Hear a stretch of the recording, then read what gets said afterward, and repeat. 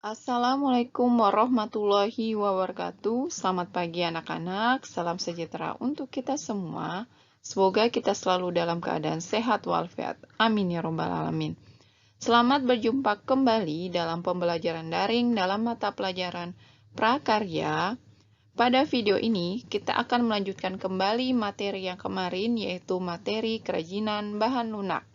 Simak videonya sampai selesai dan catat hal penting yang ada di dalamnya. Selamat menyaksikan videonya. Adapun materi yang akan kita pelajari pada pertemuan kali ini, yang pertama yaitu jenis-jenis bahan lunak dan sifat dan karakter bahan lunak. Adapun jenis-jenis bahan lunak yang dapat digunakan untuk membuat kerajinan yaitu sebagai berikut. Bahan lunak alami dan bahan lunak buatan. Bahan lunak alami adalah bahan lunak untuk karya kerajinan yang diperoleh dari alam sekitar, dan cara pengolahannya juga secara alami, tidak dicampur maupun dikombinasikan dengan bahan buatan. Contohnya tanah liat, kulit, dan getah nyatu. Sedangkan bahan lunak buatan adalah bahan untuk karya kerajinan yang diolah dan dicampur dengan zat kimia tertentu sehingga menjadi lunak, lembut, empuk, dan mudah dibentuk. Contohnya bubur kertas, gips, fiberglass, lilin, sabun, spons, dan floor clay. Berikut adalah beberapa jenis bahan lunak alam dan karakteristiknya. Tanah liat. Tanah liat memiliki warna yang beragam, tetapi semuanya merupakan warna natural tanah, yaitu coklat. Tanah yang mengandung kolin lebih banyak akan berwarna lebih putih. Stoneware lebih kehitaman atau keabu-abuan, sedangkan earthenware lebih terlihat coklat kemerahan.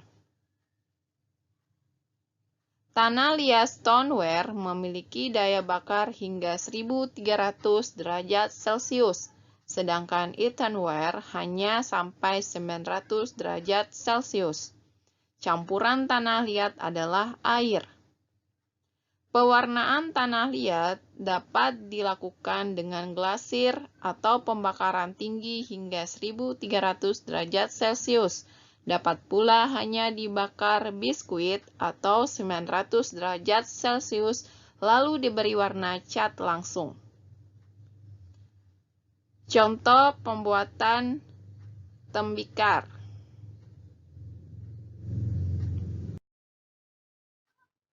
Kulit.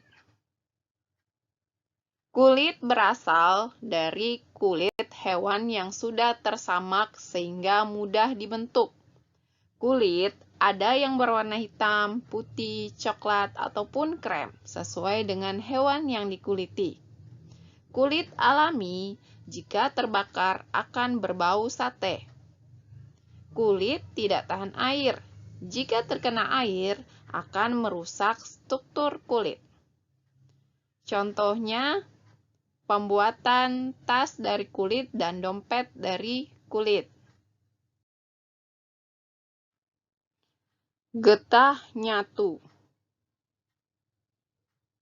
Getah nyatu merupakan getah dari pohon nyatu yang berwarna putih. Warnanya yang putih memudahkan untuk diberi warna-warni. Jika ingin dibentuk, getah harus dimasak terlebih dahulu agar lunak dan elastis. Jika dipanaskan, akan melunak, tetapi lama-kelamaan akan mengeras. Contohnya, pembuatan miniatur kapal. Berikut adalah beberapa jenis bahan lunak buatan dan karakteristiknya. Floor clay. Floor clay berasal dari adonan tepung yang dilumat hingga kalis dan mudah dibentuk.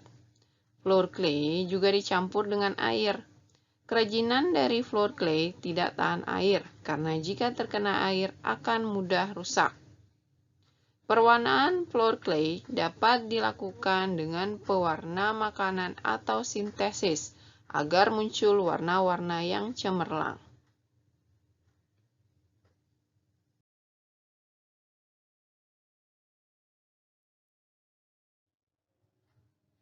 Polimer clay dan plastisin. Polimer clay dan plastisin memiliki ciri-ciri yang serupa, memiliki aneka warna yang cerah dan bertekstur padat lunak. Yang membedakan hanya pada polimer clay tidak mengandung minyak, sedangkan plastisin mengandung minyak. Pada saat pengeringan, polimer clay dapat mengeras, sedangkan plastisin tetap seperti semula.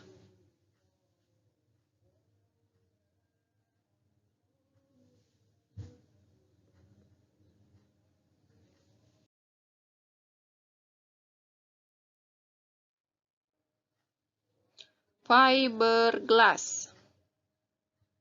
Fiberglass memiliki struktur cair dan jika mengering akan mengeras.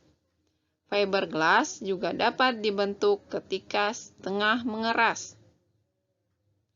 Kerajinan fiberglass dibuat dengan cara dicetak atau dicor. Campuran fiberglass adalah katalis. Katalis inilah yang membuat fiberglass dapat cepat mengeras. Pewarnaan fiberglass dilakukan saat masih keadaan cair maupun saat bahan mengering. Fiberglass tahan lama dan kuat. Wujudnya yang bening, sebening kaca atau air, sehingga dapat dibentuk kerajinan yang menyerupai air. Contohnya kerajinan gantungan kunci.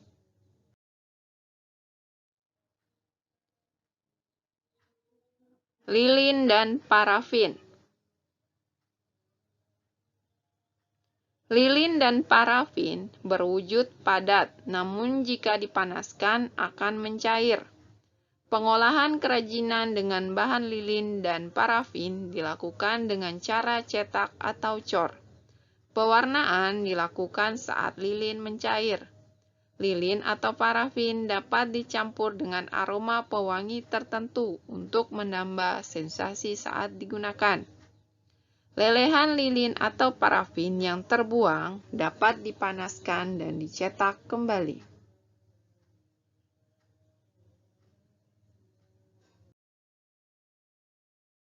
Selanjutnya, gips.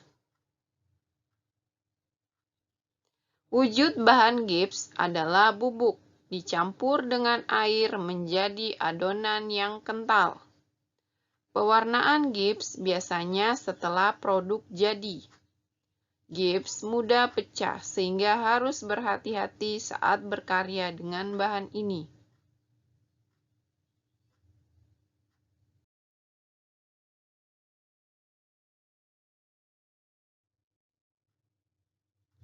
Sabun.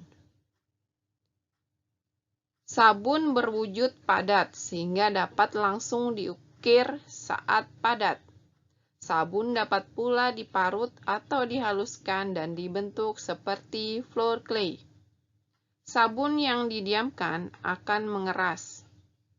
Pewarnaan sabun dilakukan dengan mempertahankan warna sabun atau dapat pula ditambah biang warna saat sabun dibuat adonan.